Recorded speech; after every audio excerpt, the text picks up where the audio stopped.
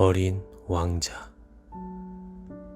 6살 무렵 나는 원시림 이야기를 다룬 체험 이야기라는 책에서 놀라운 그림 하나를 본 적이 있다. 맹수를 통째로 먹어 삼킨 보아뱀의 그림이었다. 이 그림은 그것을 옮겨 그린 것이다. 그 책에는 이렇게 쓰여 있었다. 보아뱀은 먹이를 씹지도 않은 채 통째로 삼키고 그것을 소화하기 위해 무려 6달 동안 꼼짝없이 잠을 잔다. 나는 그 책을 읽으며 밀림 속의 신비로운 모험에 빠져들어 한참을 생각했다. 그리고 색연필로 내 생애 첫 그림을 그리기 시작했다. 나의 그림체 1호. 그것은 다음과 같다. 나는 내가 그린 멋진 작품을 어른들에게 보여주며 그림이 너무 무섭지 않으냐고 물었다. 어른들은 되물었다. 모자가 뭐가 무섭다는 거니? 나는 모자를 그린 것이 아니었다. 그것은 코끼리를 통째로 삼키고 나서 소화하는 보아뱀의 모습이었다. 나는 어른들이 알아볼 수 있도록 보아뱀의 뱃속을 그려야 했다. 어른들에게는 언제나 자세히 설명해 주어야 한다. 나의 그림체 2호는 바로 이랬다. 어른들은 나에게 속이 보이거나 보이지 않는 보아뱀의 그림 따위는 집어치우고 지리나 역사, 산수와 문법을 공부하는 게 더 나을 거라고 충고했다. 그래서 나는 6살의 멋진 화가가 되겠다는 꿈을 포기하고 말았다. 내 그림이 성공하지 못한 것에 크게 실망했기 때문이다. 어른들은 혼자서 아무것도 이해하지 못한다.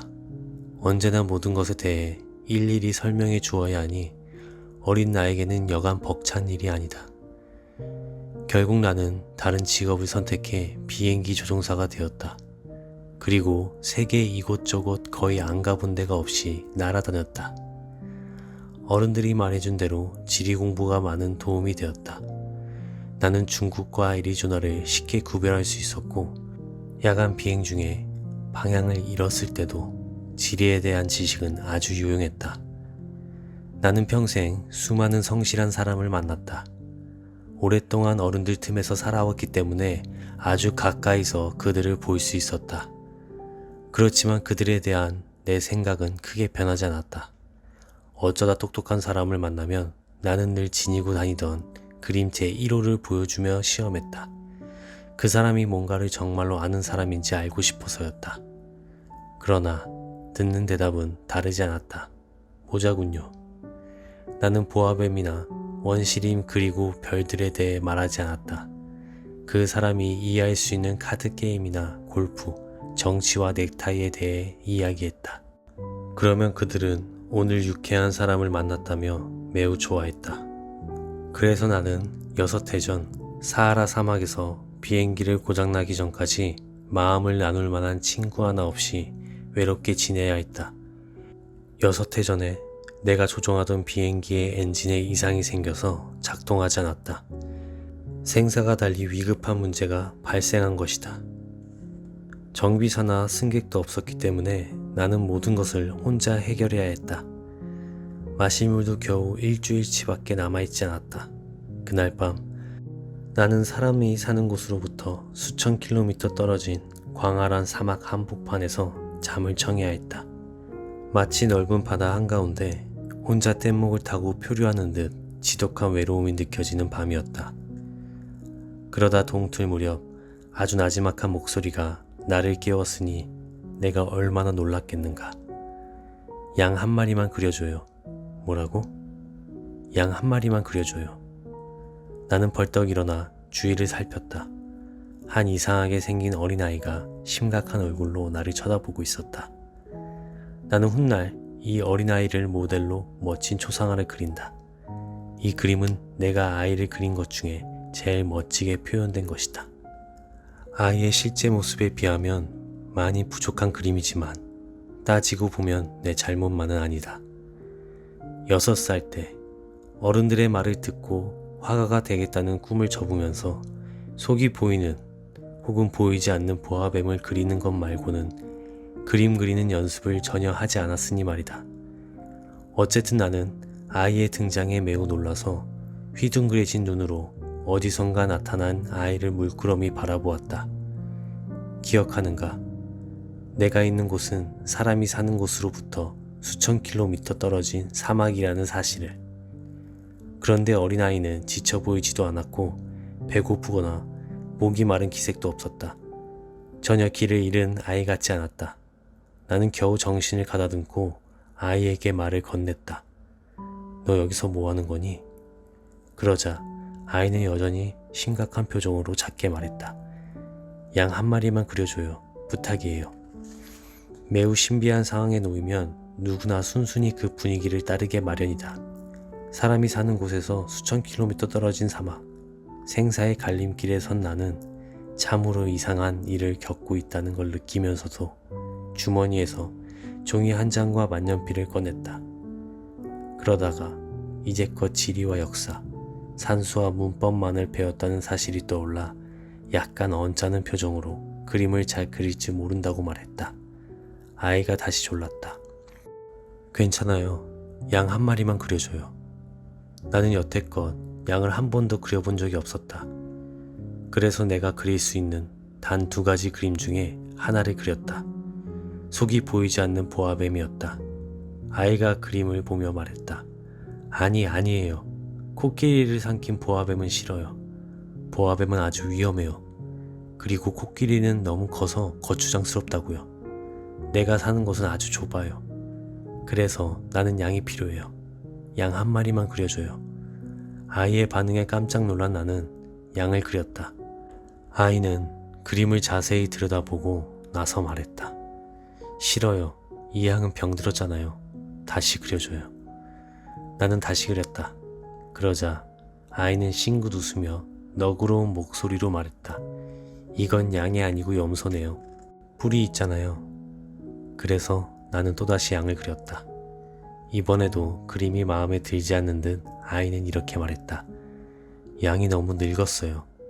난 오래 살 수 있는 양을 가지고 싶단 말이에요. 나는 서둘러 비행기 수리를 해야 했기 때문에 초조한 마음으로 대충 그림을 끄적인 후 한 마디 툭 던졌다. 이건 상자야. 내가 원하는 양은 이 안에 있어. 그러자 신기하게도 이 어린아이의 표정이 밝아졌다. 내가 원한 게 바로 이거예요. 이 양에게 풀을 많이 줘야 할까요? 왜 그렇게 물어? 내가 사는 곳은 아주 작거든요. 거기 있는 걸로 충분할 거야. 아주 작은 양이거든. 아이는 그림을 자세히 들여다보더니 말했다. 그렇게 작은 양도 아닌데. 어머, 잠이 들었네. 이렇게 나는 어린 왕자를 알게 되었다. 어린 왕자가 어디에서 왔는지 알게 되기까지는 꽤 많은 시간이 걸렸다. 그는 내게 수많은 질문을 했지만 내가 묻는 말은 전혀 귀담아 듣지 않는 것 같았다. 어쩌다 가끔 어린 왕자의 입에서 흘러나오는 말을 들으며 차츰 그에 대해 알게 되었다. 어느 날 어린 왕자가 내 비행기를 보고 물었다. 이 물건은 대체 뭐예요?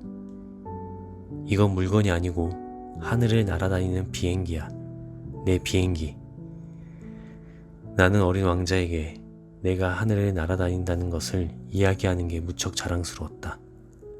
그런데 어린 왕자가 큰 소리로 이렇게 외치는 것이 아닌가? 뭐라고요? 그럼 아저씨는 하늘에서 떨어졌다는 거예요? 응, 그래. 나는 조용히 대답했다. 참 재미있다. 어린 왕자가 까르르 웃는 바람에 나는 기분이 좀 언짢았다. 내 불행을 조금이라도 걱정해 주길 바랬기 때문이다. 아저씨도 하늘에서 왔단 말이죠. 어느 별에서 왔어요? 그때 문득 이 신비로운 아이가 나타난 이유를 알게 된 한 줄기 빛이 비치는 듯 싶어 서둘러 물었다. 그럼 넌 다른 별에서 왔니? 그러나 어린 왕자는 아무 대꾸도 하지 않은 채 내 비행기를 바라보며 천천히 고개를 끄덕였다. 이걸 타고 그리 먼 곳에서 오지 못했을 거야. 어린 왕자는 한참 깊은 생각에 잠겼다. 그러더니 주머니에서 내가 그려준 양 그림을 꺼내 봄을 다루듯 조심스럽게 들고 들여다보았다. 언뜻 내비친 다른 별 이야기를 들은 나는 호기심이 발동해 좀 더 알아보려고 애썼다. 너는 어디서 왔니? 내 집은 어디야? 내가 그려준 양을 어디로 데려갈 거니? 한참 생각에 잠겨 아무 말도 없던 어린 왕자가 조용히 입을 열었다. 아저씨가 그려준 상자는 밤에 양의 집이 될 거예요. 참 잘 됐어요. 그렇지? 내가 착하게 잘 있으면 낮에 양을 매일 고삐도 그려줄게. 말뚝도. 양을 매놓는다고요? 그건 정말 이상한 생각이네요. 하지만 그렇게 하지 않으면 아무데나 가서 길을 잃을 수도 있는걸? 그러자 어린 왕자는 까르르 웃었다. 가긴 어딜 간단 말이에요? 어디든지 곧장 앞으로. 나의 말에 어린 왕자는 진지한 표정을 지으며 대꾸했다. 괜찮아요. 내가 사는 곳은 아주 작거든요. 그러고 나서 우울한 목소리로 덧붙였다. 앞으로 곧장 가봐야 그리 멀리 갈 수도 없는걸요. 나는 매우 중요한 또 하나의 사실을 알게 되었다.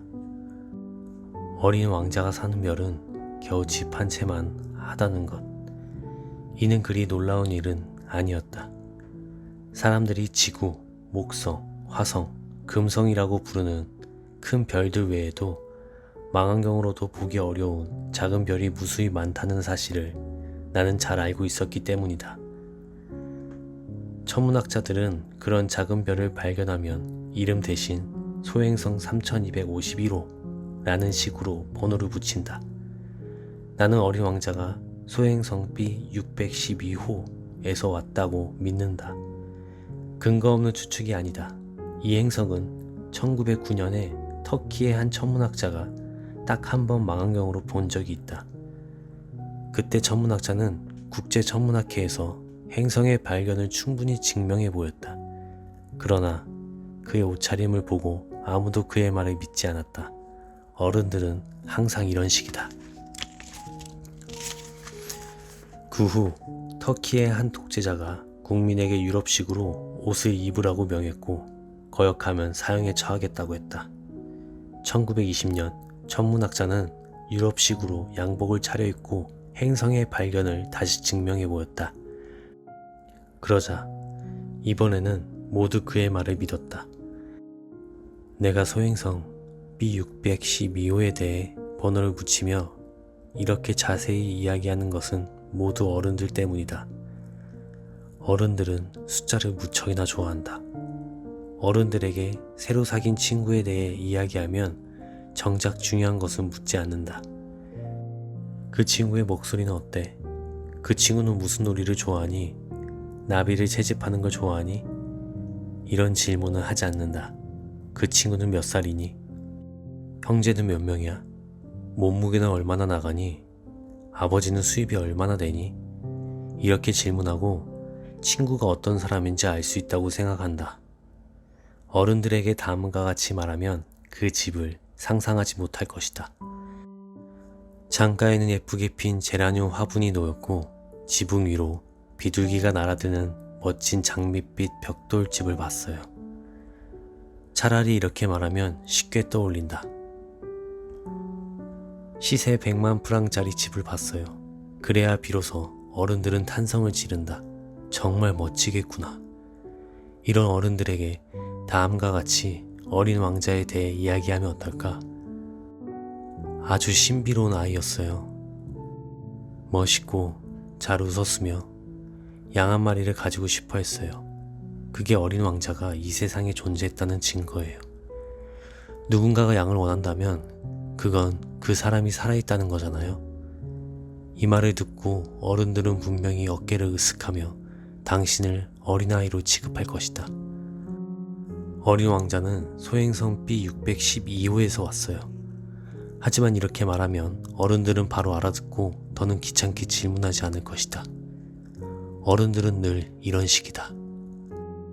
그렇다고 그들을 탓해선 안 된다. 아이들은 어른들을 너그러운 마음으로 이해해야 한다.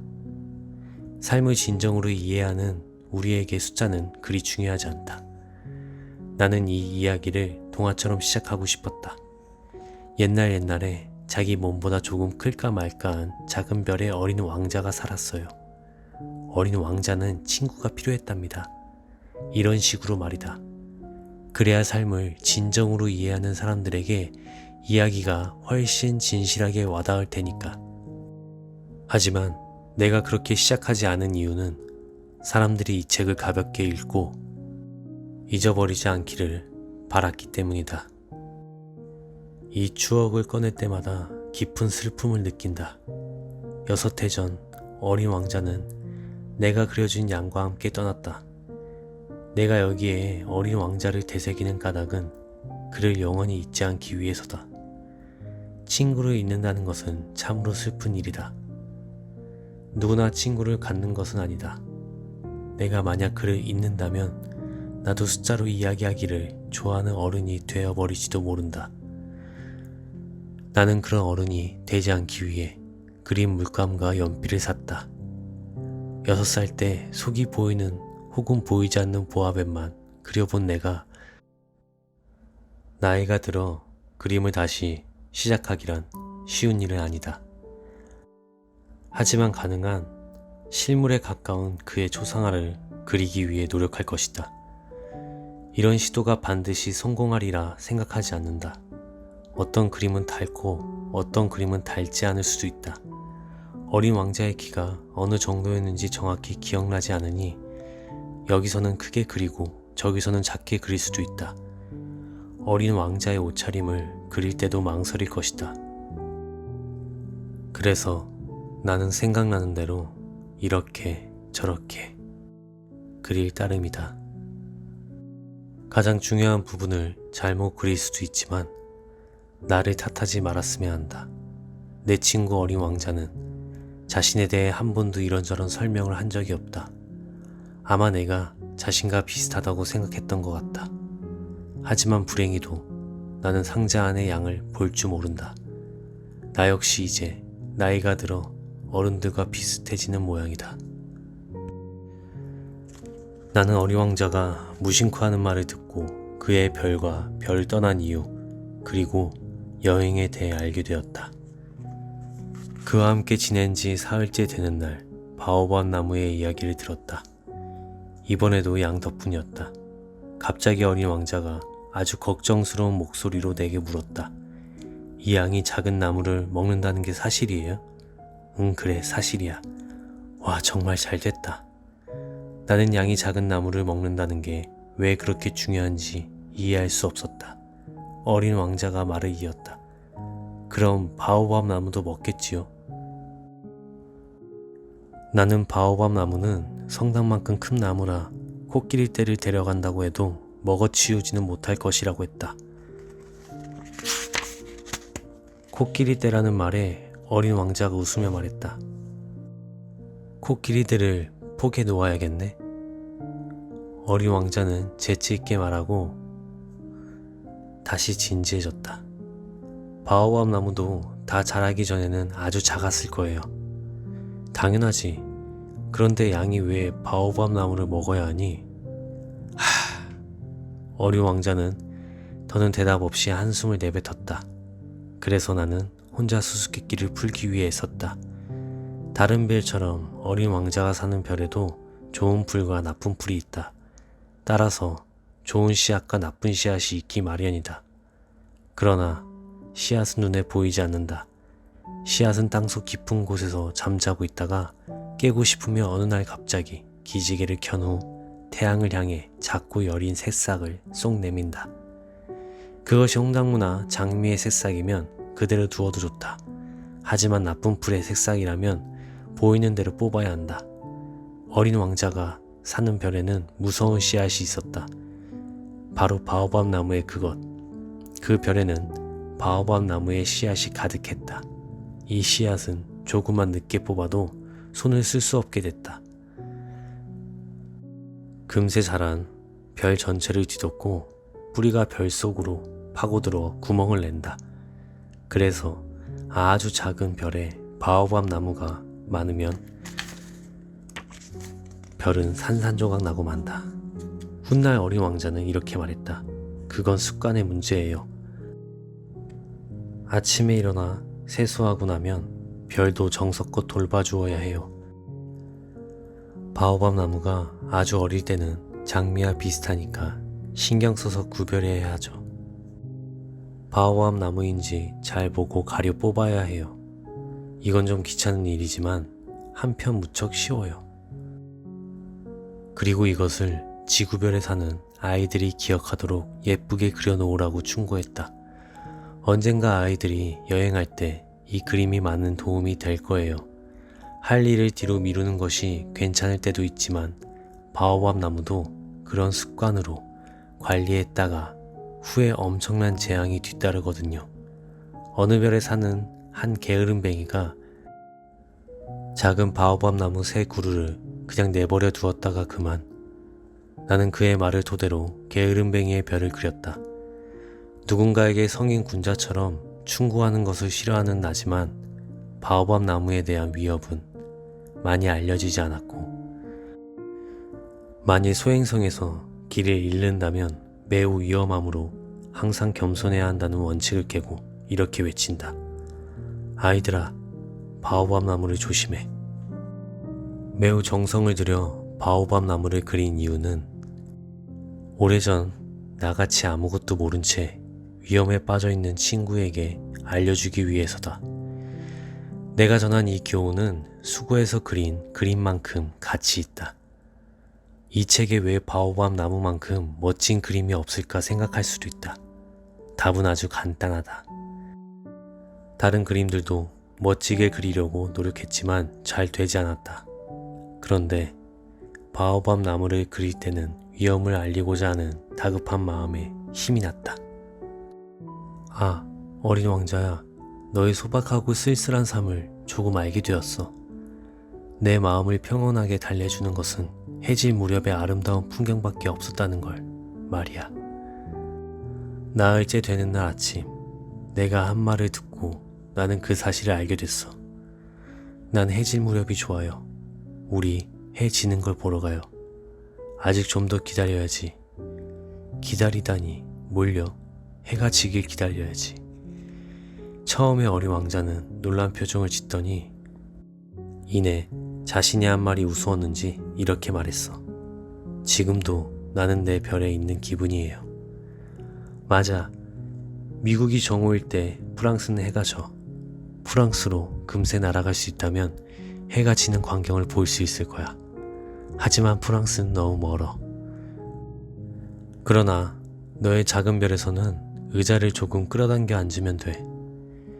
그렇게 하면 언제든지 보고 싶은 석양을 바라볼 수 있었어. 어느 날에는 해 지는 모습을 44번이나 보았어요. 잠시 후 너는 말을 이었다. 아저씨도 알 거예요. 누구나 몹시 슬픈 날에는 해 지는 모습을 보고 싶어 한다는 걸요. 44번이나 볼 만큼 슬펐었니? 어린 왕자, 너는 아무 말도 하지 않았다. 닷새째 되는 날, 역시 양 덕분에 어린 왕자의 비밀 이야기를 또 하나 듣게 되었다. 혼자 오랫동안 생각하던 어린 왕자가 불쑥 물었다. 양은 작은 나무를 먹으니까 꽃도 먹겠지요? 양은 무엇이든 닥치는 대로 먹지. 가시가 있는 꽃도 먹을까요? 물론이지. 그런 꽃에 가시는 왜 있는 거죠? 그때 나는 볼트가 꽉 조여있는 비행기 엔진을 손보느라 정신이 없었다. 비행기 고장이 생각보다 심각한 데다가 마실 물도 얼마 남지 않아 몹시 불안했다. 가시는 왜 있는 거냐고요? 어린 왕자는 한번 질문하면 끝까지 대답을 듣길 원한다. 나는 볼트 때문에 신경이 곤두서서 아무렇게나 대답했다. 가시는 아무 필요가 없어. 괜스레 꽃들이 심술을 부리는 거지. 그래요? 잠시 아무 말 없이 가만히 있던 어린 왕자는 원망스러운 듯 퉁명스럽게 말했다. 아저씨는 엉터리예요. 꽃들은 연약하고 순수해요. 나름대로 자신을 지키는 거라고요. 가시가 있으면 무섭게 보인다고 생각하는 거예요. 나는 대꾸하지 않았다. 이 볼트가 끝까지 빠지지 않으면 망치로 쳐서라도 빼야겠다 하고 생각한 찰나인데 어린 왕자가 또 방해했다. 아저씨는 꽃들이 그렇다고 생각하는 거예요? 그만하자. 이제 그만. 나도 몰라. 그냥 아무렇게나 대답한 거야. 지금 중요한 일을 하고 있잖니? 어린 왕자는 놀란 표정으로 나를 보았다. 중요한 일? 기계 기름으로 범벅이 된 손에 망치를 들고 매우 이상하고 흉측한 물체 위에 엎드린 내 모습을 바라보며 어린 왕자가 웅얼거리듯이 말했다. 아저씨도 어른들처럼 말하는군요. 나는 조금 부끄러운 생각이 들었다. 어린 왕자는 계속 말을 이었다. 아저씨는 모든 것을 혼동하고 있어요. 다 뒤섞였다고요. 어린 왕자는 매우 화가 나 있었다. 그의 황금빛 머리카락이 바람에 흩날렸다. 내가 아는 어느 별에 아주 새빨간 얼굴을 한 남자가 살았어요. 단 한 번도 꽃향기를 맡아보거나 별을 바라보거나 누구도 사랑해 본 적이 없는 그런 남자였죠. 그는 온종일 계산만 하면서 아저씨처럼 나는 중요한 일을 하고 있어. 중요한 일을 하고 있다고 하고 말했어요. 교만으로 가득 찬 그는 사람이 아니라 버섯이었어요. 뭐야? 버섯이었다고요. 어린 왕자는 얼마나 화가 났는지 얼굴이 창백했다. 수백만 전 꽃들은 가시를 만들어 왔어요. 양들도 수백만 전부터 꽃들을 먹어왔고요. 그런데도 꽃들이 왜 그리 힘들게 가시를 만들고 왔는지 아는 게 중요하지 않다고요? 양들과 꽃들의 싸움이 어째서 중요하지 않죠? 얼굴이 새빨간 남자가 계산하는 일보다 중요하지 않다는 거예요? 이 세상 어디에도 없을 오직 내 별에서만 있는 꽃 한 송이를 내가 알고 있는데 그 꽃을 어느 날 아침에 양이 무심코 먹어버릴지도 모르는데 그런 건 중요하지 않다는 거냐고요. 어린 왕자는 얼굴이 불그락 푸르락 하더니 말을 이었다. 오직 하나뿐인 꽃을 사랑하는 사람은 수백만 개의 별을 바라보는 것만으로도 행복할 거예요. 그는 마음속으로 내가 사랑하는 꽃이 저 별 어딘가에 있겠지 생각할 테니까요. 하지만 불행하게도 양이 그 꽃을 먹어버린다면 그에게는 세상의 모든 별이 빛을 잃어버린 기분일 거라고요. 그런데도 그게 중요하지 않다는 건가요? 어린 왕자는 말을 더 잇지 못하더니 흐느껴 울기 시작했다. 어느새 밤이 깊었다. 나는 조용히 연장을 내려놓았다. 망치와 볼트, 갈증과 죽음이 모두 부질없이 느껴졌다. 거기에는 어느 행성에서 내 별인 이 지구에서 온 위로해줘야 할 어린 왕자가 있었다. 나는 두 팔로 어린 왕자를 보듬어 안았다. 내가 사랑하는 꽃은 이제 위험하지 않아. 내 양에게 입마개를 씌워줄게. 그리고 꽃에게 보호망을 입히고. 더는 아무 말도 할 수 없었다. 나 자신이 매우 미숙한 존재로 느껴졌다. 어떻게 해야 어린 왕자의 마음에 다가가고 그에게 감동을 주며 그와 한마음이 될 수 있을지 알 수 없었다.